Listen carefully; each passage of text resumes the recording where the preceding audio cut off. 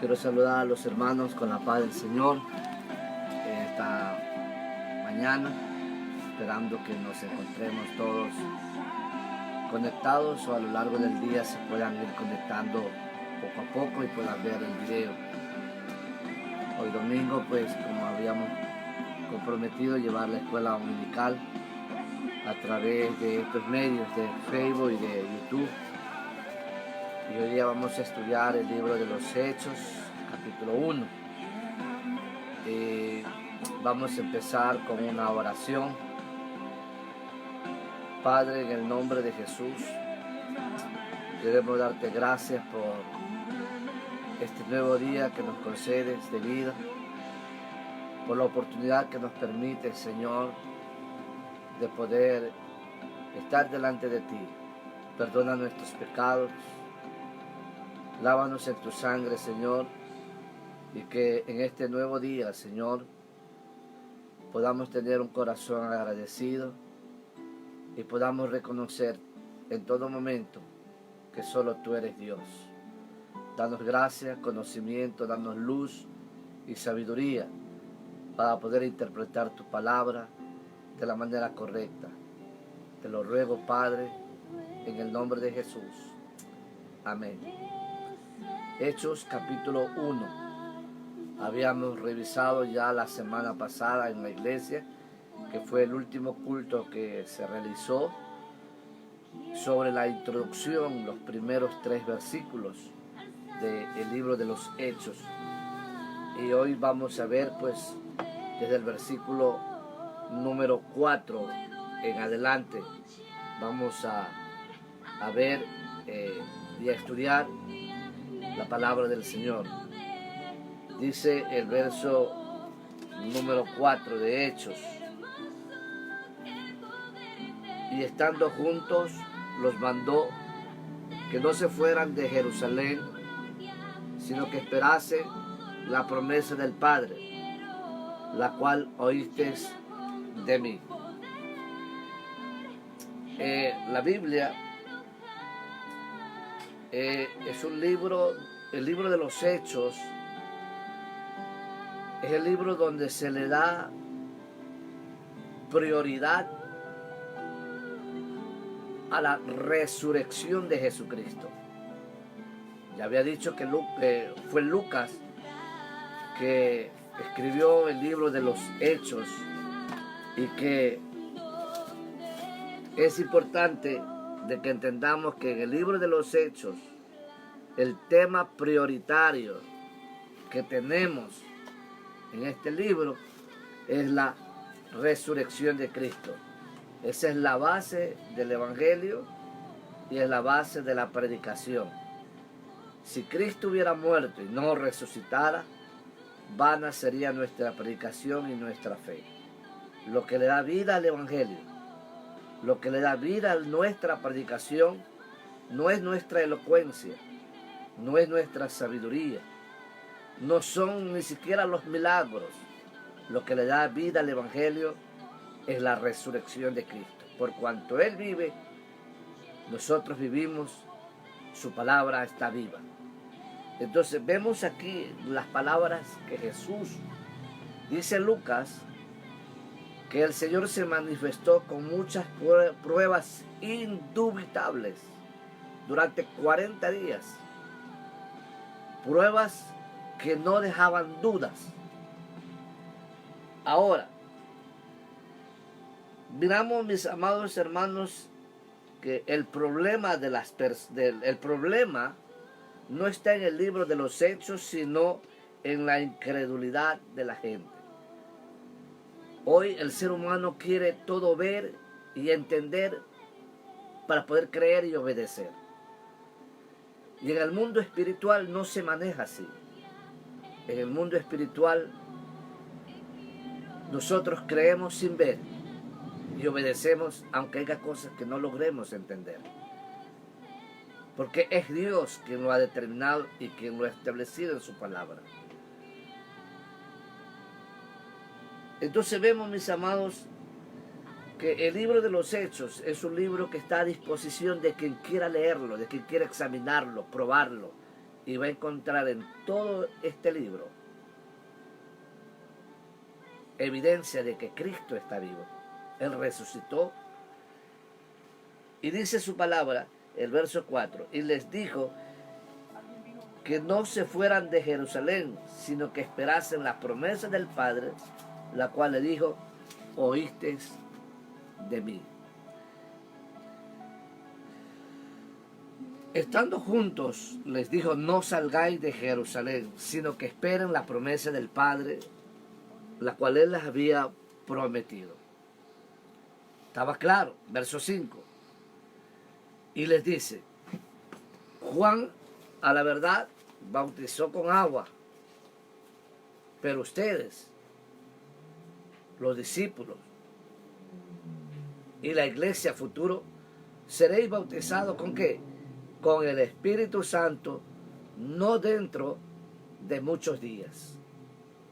Eso lo veremos en el capítulo 2, cuando fueron bautizados con el Espíritu Santo.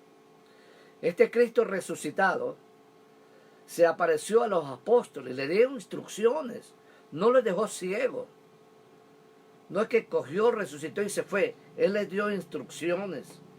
Les dijo que algo iba a suceder, que serían bautizados con el Espíritu Santo no dentro de muchos días.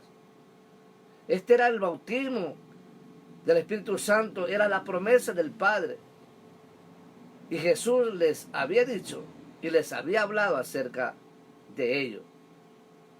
Es importante notar, hermanos, que no se está hablando acerca del bautismo con agua, el cual es un bautismo ceremonial. No, en este pasaje se habla del bautismo del Espíritu Santo. Era un bautismo diferente, glorioso, de gloria. Es este bautismo del Espíritu Santo el cual coloca al creyente dentro del cuerpo de Cristo, que es la iglesia. Cuando lleguemos al segundo capítulo, donde habla de la segunda venida, o de la venida, perdón, del Espíritu Santo en el día de Pentecostés, ahí vamos a ver cómo fueron llenos del Espíritu Santo. Y esto era una necesidad para poder servir a Dios de una mejor manera. El hecho de que fueron llenos del Espíritu Santo, eso nos lleva a servir de una mejor manera. Entonces vemos, mis amados hermanos, la importancia y la promesa del bautismo del Espíritu Santo. Leamos el verso 6. Entonces los que se habían reunido le preguntaron diciendo, Señor, entonces vas a restaurar el reino de Israel en este tiempo. Entonces, parecería como que los discípulos estaban distraídos. Es decir, como que a ellos más les interesaba que Israel sea restaurada como nación. Como que era una pregunta como imprudente. El Señor estaba hablando del bautismo y ellos le preguntan, Señor, ¿y restaurarás a Israel? Muchos consideran esta pregunta de los apóstoles como una pregunta innecesaria, imprudente. Y puede ser que sea, pero no olvidemos que ellos todavía tenían su naturaleza humana. Y el Señor no les reprocha, no les dice vayan y los rechaza, no. Sino que el Señor se queda ahí y les responde y les contesta.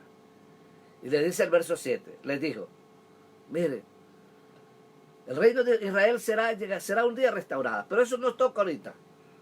Les digo, no os toca a vosotros saber los tiempos ni las ocasiones que el Padre ha puesto en su sola potestad.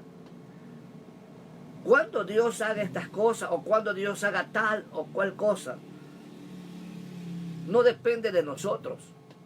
No depende de que yo lo diga. No depende de que alguien aparezca y diga, no, esto va a suceder en tal tiempo. No depende de eso. Depende de lo que el Padre ha colocado todas las cosas en su sola potestad. Hay gente declarando y diciendo tales cosas van a suceder. Eso no depende de lo que ellos lo digan, ni de lo que yo lo diga. Depende del Padre, depende de Él. Aún su venida, aún la restauración de Israel. Jesús dijo, eso nos toca a vosotros. No estén preocupados ni afanados por fecha, ni por calendario. Y no, eso le toca al Padre. Él es el que tiene determinado todas las cosas en su tiempo y en su momento. Y les dice la importancia de que no se llenen de afán, porque eso los llenaría de afán, los llenaría de preocupación. Que lo más importante no era cuándo sería, sino lo más importante era cómo ustedes recibirían. Porque hoy la gente está preocupado cuándo, y no están preocupados cómo yo estoy para recibir ese día. ¿Estás listo para recibir ese día? Para ese acontecimiento, para ese momento, cuando Israel sea restaurado, ¿están preparados para el momento en que Cristo venga? ¿Estás preparado para escuchar el sonar de la trompeta? ¿Estás preparado? Eso es lo que digo. ¿Cómo estamos listos? Entonces, miramos, mis amados hermanos, el verso 8 les dice algo importante. Que no estén preocupados por tiempos, por fechas, por horas, por calendario. Que no crean cualquier cosa que pueda venir por ahí mañana. Alguien, no, Cristo viene tal. Y ponen fecha. Jesús viene el Padre. Eso le a mi Padre. Y dice en el verso 8, Él les dijo, eso le dice, pero recibiréis poder cuando haya venido sobre vosotros el Espíritu Santo. Y me seréis testigos en Jerusalén, Judea, Samaria y hasta lo último de la tierra. Si ustedes quieren saber lo que deben de hacer, esta es su misión. Su preocupación no es saber fechas. Su verdadera preocupación, les dijo a los discípulos, y también es para nosotros, es esto, lo que dice el versículo 8. Su comisión está en vigor, está en acción día a día. Y esta misión es que seamos testigos de Jesucristo en todo el mundo. Es una realidad, es una misión que tiene la iglesia y es una misión personal, es un mandato que fue dado a cada uno. Usted, yo, tenemos esa responsabilidad y ese compromiso de ser testigos de Jesucristo en donde quiéramos que estemos. Esta misión fue encargada a estos hombres aún antes que el Espíritu Santo había venido y formara la iglesia. Hoy, con mucha más razón, la responsabilidad y el compromiso es más grande. Llevar el Evangelio por todas las naciones. Este es un mandamiento personal, es para usted, es para mí, mi amado hermano. Es nuestra misión, es nuestro trabajo propagar la palabra de Dios en el mundo entero. No podemos decir que esto le toca a la iglesia, que hay que enviar misioneros para que proclamen el Evangelio y nosotros quedarnos con los brazos cruzados. No. Lo verdaderamente importante es que usted y yo estemos haciendo individualmente, proclamando la palabra de Dios. ¿Ha llegado usted hasta lo último de la tierra como testigo del Evangelio? ¿Ayuda a usted a un misionero que sí lo ha hecho? Todos estamos involucrados en la predicación del Evangelio. Todos. Entonces, esto es lo más importante, que entendamos que nadie puede decir, no, yo no. Usted está en los medios. WhatsApp, Facebook, YouTube y tantos medios más que existen para convertirnos y cumplir esta gran misión y labor que tenemos de proclamar el Evangelio por sobre toda la tierra. Esta es nuestra tarea. Entonces vemos, mis amados hermanos, lo importante que nosotros tenemos que hacer. Es necesario que entendamos esto, que nuestro compromiso es llevar el Evangelio. Y cuando dice pues que hay que llevarlo, el testimonio de Cristo por toda Judea, se refiere pues, dice, me seréis testigo, como dice aquí en verso 8, en toda Judea. Judea es pues nuestra familia, los que están cerca, los que están juntos con nosotros.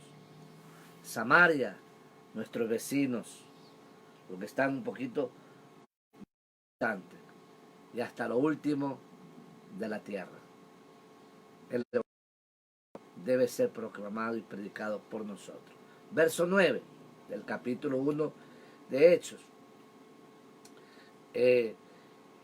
Dice que habiendo dicho esto, verso 9, y habiendo dicho estas cosas, viéndolos ellos, es decir, los discípulos que estaban ahí, fue alzado y le recibió una nube que le ocultó de los ojos de ellos.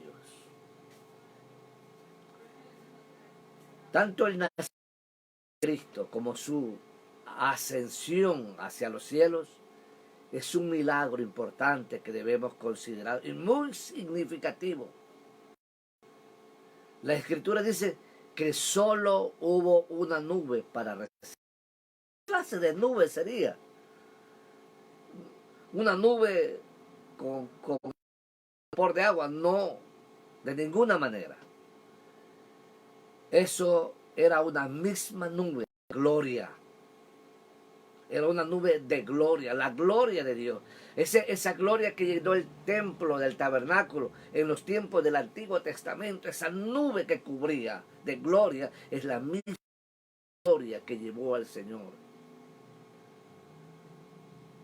hacia los cielos.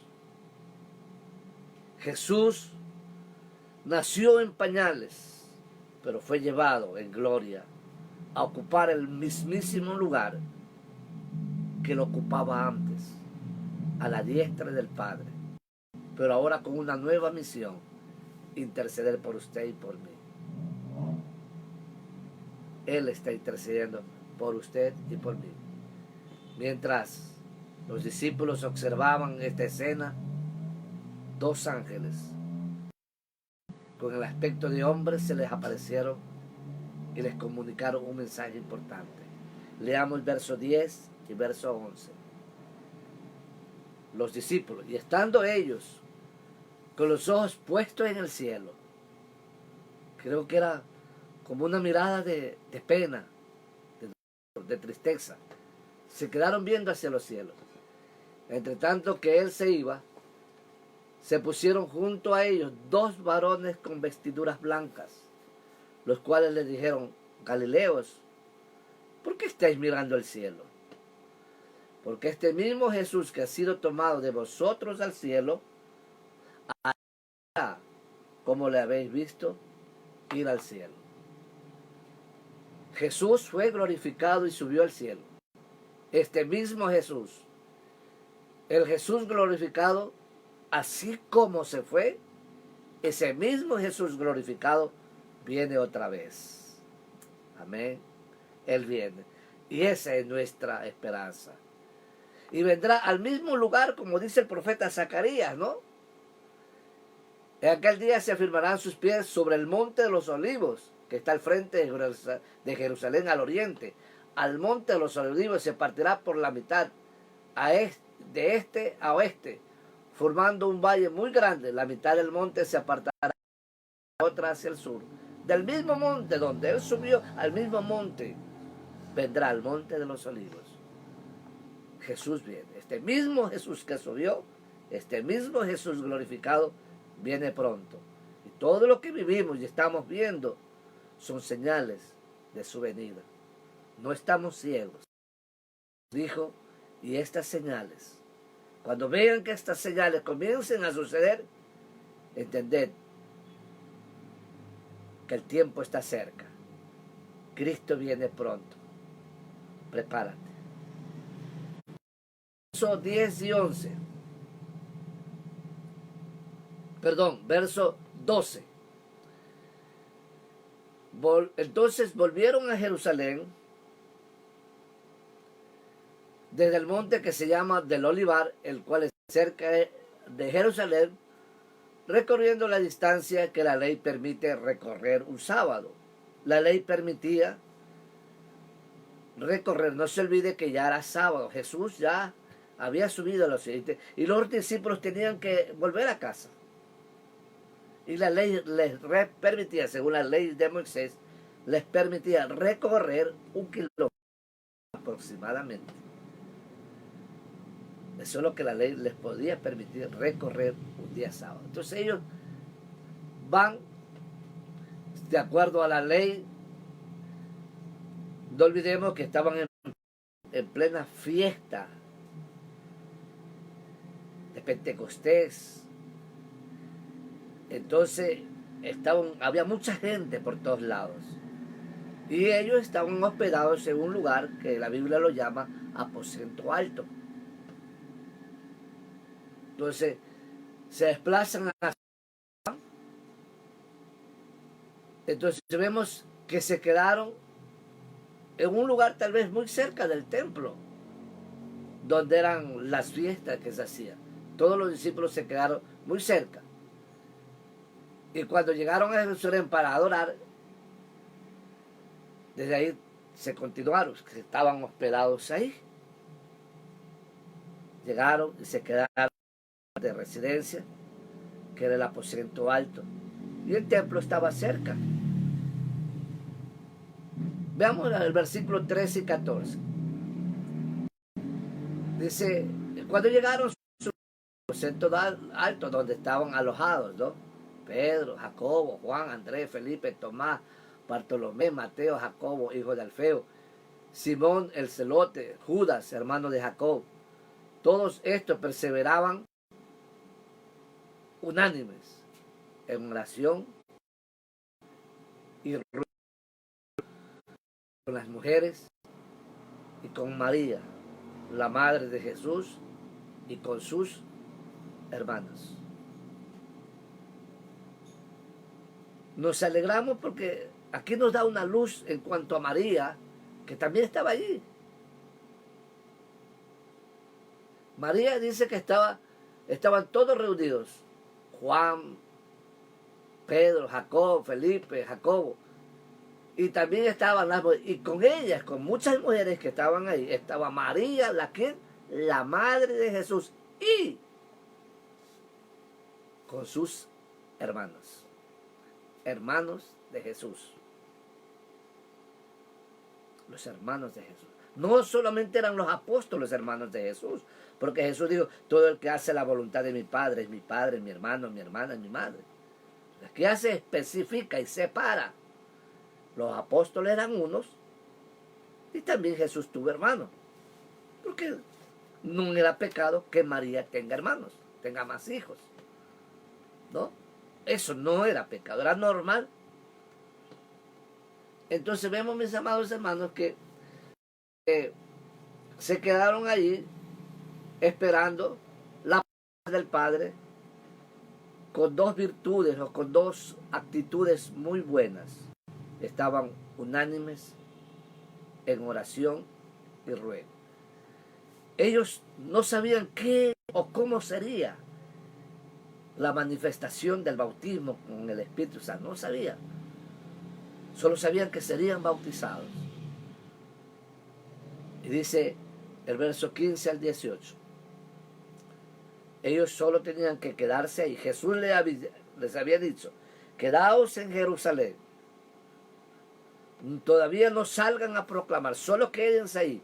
Esperen la promesa del Padre, no hagan nada, estén ahí. Versos 15 al 18. En aquellos días, porque eran 10 días que permanecieron en el aposento alto, 10 días, en aquellos días Pedro se levantó en medio de los hermanos. Los reunidos eran como 120 en números, que estaban reunidos en esa casa, el aposento alto. Y Pedro dijo, hermanos, era necesario que se cumpliera la escritura que el Espíritu Santo por boca de David había anunciado acerca de Judas, que fue guía de los que prendieron a Jesús y era contado con nosotros y tenía parte de este ministerio. Este pues había adquirido un campo con el salario de su iniquidad, cayó de cabeza y se reventó por la mitad y todas sus extrañas se derramaron. Vemos aquí, mis amados, a Simón Pedro otra vez. Simón Pedro otra vez. Ahora tengamos en cuenta que esto ocurrió, esto está pasando antes de que el Espíritu Santo viniera en Pentecostés. A este hombre, Pedro, le faltaba recibir la plenitud del Espíritu Santo de Dios. Le faltaba. Y él comienza a dar una descripción de Judas. ¿Sí? No sé por qué Pedro hizo aquello, pero está escrito en la Biblia por inspiración del Espíritu Santo, porque aquí hay una enseñanza para nosotros. Todo lo que está escrito en la Biblia es para nuestra enseñanza. Hagamos lo que está bien y no hagamos lo que está mal. ¿Sí? No había otro tema que hablar, es decir, la gente habla siempre de las cosas que pasan. Y en vez de hablar de Jesús, comenzaron a hablar de Judas. Compró un terreno, que se tiró de cabeza, que comienza a describir algo que no edificaba nada. Pero leamos lo que dice el 19 y 20, lo que se le ocurre a Pedro. Capítulo 1 de Hechos, versos 19 y 20. Y fue notorio a todos los habitantes, sigue hablando de Judas, a todos los habitantes de Jerusalén, de tal manera que aquel campo se llama en su propia lengua Aceldama, que significa campo de sangre. Porque este libro de los Salmos se ha hecho desierta su habitación y no haya quien more en ella y tome su oficio. Siempre surge la pregunta en cuanto a lo que tuvo lugar allí. ¿Sí? Bueno, estaba escrito que tenía que pasar eso con Judas, que él los traicionaría. Bueno, y todo eso pasó. Tal vez muchos se sintieron afectados de tener en medio de su ministerio un Judas. Pero leamos lo que dice el verso 21 y 22. Mire, Pedro sigue hablando. Todavía no había venido la promesa del Padre. Jesús le dijo, quédense en Jerusalén hasta que sean revestidos. No hagan nada. Tanto venga y Él os guiará toda verdad. 21 y 22. Pedro dice, es necesario, pues que de estos hombres que han estado junto con nosotros, o sea, estaban los 11 discípulos, ya no estaban 12 porque Judas no estaba, 11, y habían por todos 120, es decir, 109 más aproximadamente. Y digo, es necesario que de estos hombres que están juntos con nosotros todo el tiempo, que el Señor Jesús entraba y salía con nosotros, comenzando desde el bautismo de Juan hasta el día entre nosotros, que fue recibido arriba, uno de ellos uno sea hecho con nosotros testigo de su resurrección. Porque para ser apóstol necesitaba haber presenciado, haber caminado, haber sido testigo de los eventos, de lo que Cristo hizo, y haber sido testigo de la resurrección de Cristo. Y todos esos que estaban ahí cumplían los requisitos para ser apóstol. Y faltaba uno, porque eran 12. Yo creo que Judas necesitaba un sucesor y tenía que ser elegido. Y tenía que ser hecho por los apóstoles, pero bajo la dirección del Espíritu Santo. La elección de un apóstol no es hecho porque a alguien se le complace, se le metió en la cabeza que Julano es bueno para ser apóstol. No. Esa elección tenía que ser bajo la guianza, bajo la presencia y bajo la dirección del Espíritu Santo. Y recordemos que el Espíritu Santo aún no había venido. Matías era un buen hombre y la Biblia lo reconoce. Era un buen hombre.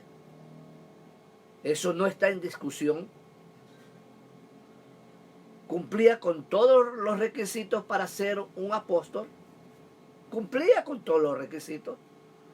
Eso no significa que él debía ser el apóstol. Porque uno de los requisitos para ser apóstol era que tenía que haber visto al Cristo resucitado. Uno de los requisitos indispensables era que tenía que haber visto al Cristo resucitado para ser apóstol. Y Matías cumplía ese requisito, él lo había visto. Pero continuemos en el verso 23 y 26, capítulo 1 de Hechos.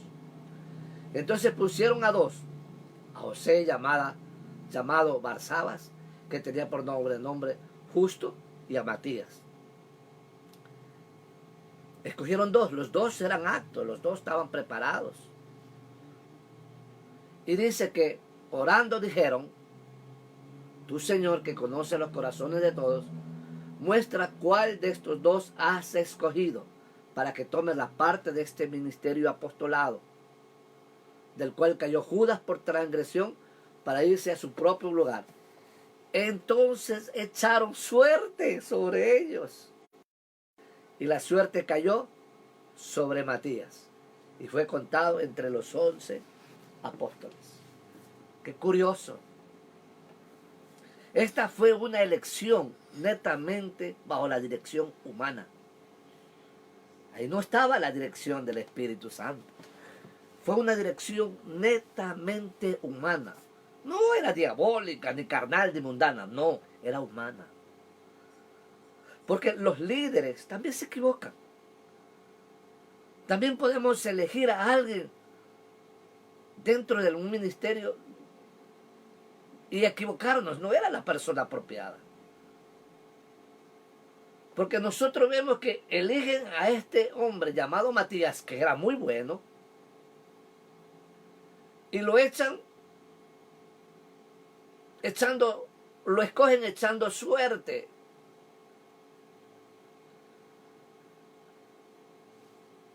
Pudiéramos, mis amados hermanos,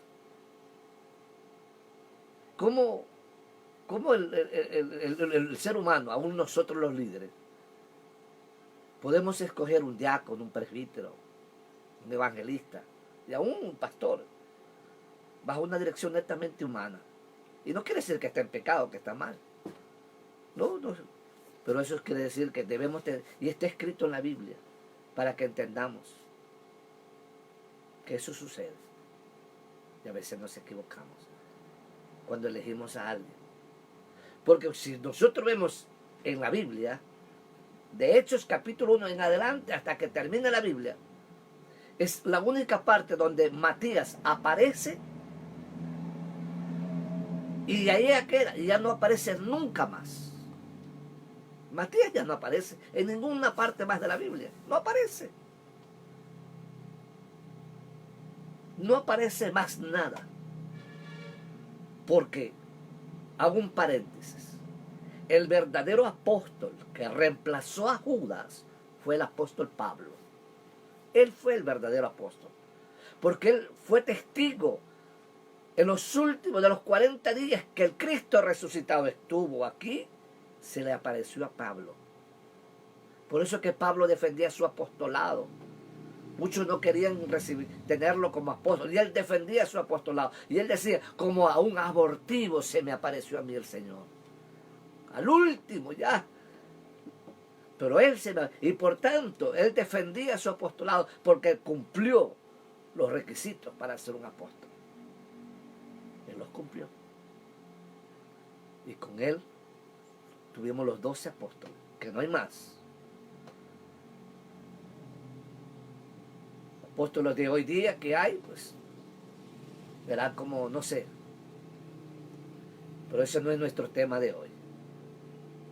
Entonces, es importante, mis amados hermanos,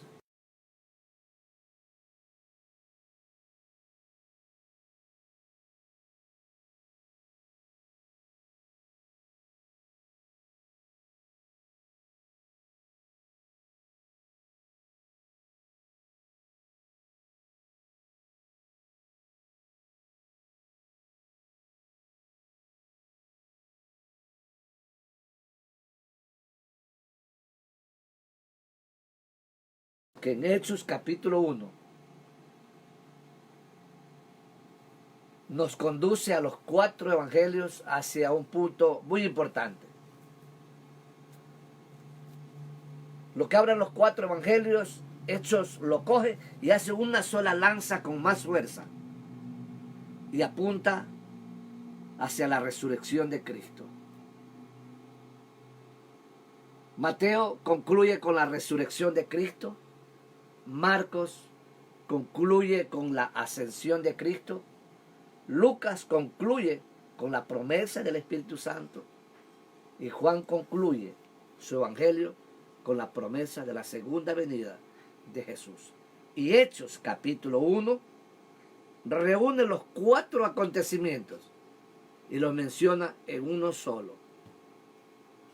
Así como fueron los 4 evangelios encaminados hacia el libro de los Hechos, el libro de los Hechos constituye el puente.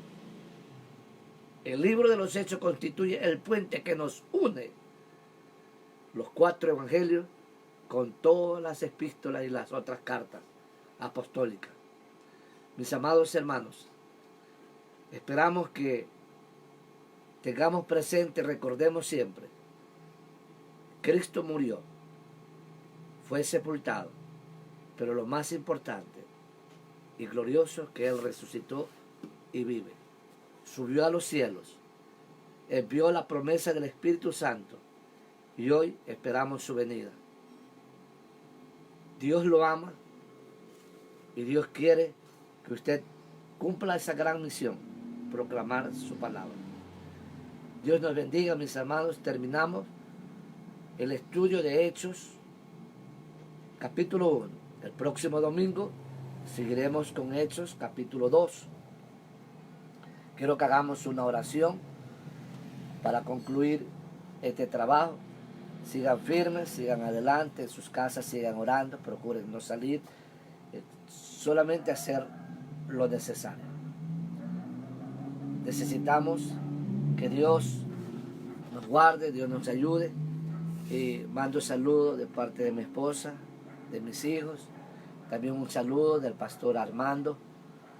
Que Dios nos guarde, oremos siempre por él, por la iglesia, cualquier cosa que los hermanos estén pasando, llamen, comuniquen, escríbanos para estar en contacto y saber cómo podemos hacer. Sabemos que hay mucha restricción y estamos conscientes que en las casas de varios hermanos habrán necesidades. Comuníquenos, por favor, para poder ayudar o hacer algo. Bendiciones, que la paz del Señor sea con ustedes y vamos a orar concluyendo esta escuela dominical. Amado Dios y Padre, Gracias te damos por cada hermano que se ha estado en contacto hasta nosotros. Díselos, sus familias, sus hijos, sus casas. Provee, suple toda necesidad. Te lo ruego, Padre, en el nombre de Jesús. Te rogamos también por todas las personas que están experimentando y viviendo aquellos casos de ese virus que los está atacando. Rogamos que tú le des fuerza y valor. Volvemos a orar por los médicos, por las enfermeras, por los policías, por los militares, por los bomberos, por la Cruz Roja, por las autoridades, por todos aquellos que están trabajando duramente en la protección de esta nación. Rogamos, guárdalo, Señor, y danos una pronta victoria. Hoy, que el Ecuador entero se ha unido en un ayuno nacional. Todas las iglesias, los hermanos, las familias están orando en sus casas, ayunando en sus casas. Señor, tu palabra dice que si tu pueblo se humillare y buscare tu rostro, tú perdonarías sus pecados y sanarías su tierra de todo mal. Señor, envía salud a Ecuador y al mundo entero. Padre, en el nombre de Jesús, continúa con nosotros y guarda a mis hermanos desde ahora y para siempre. Que la gracia de nuestro Señor Jesucristo, que el amor de Dios y que la consolación de su Espíritu Santo sea con todos nosotros desde ahora y para siempre. Mis amados, los amamos. Dios les bendiga. La paz del Señor. Un fuerte abrazo a la distancia y pronto nos veremos. No olvide, iglesia. Por el momento solo está cerrado un local que se llama Casa de Oración. Nosotros somos la iglesia. La iglesia sigue activa. Usted y yo somos iglesia. Adelante, Padre Señor, bendiciones. Un fuerte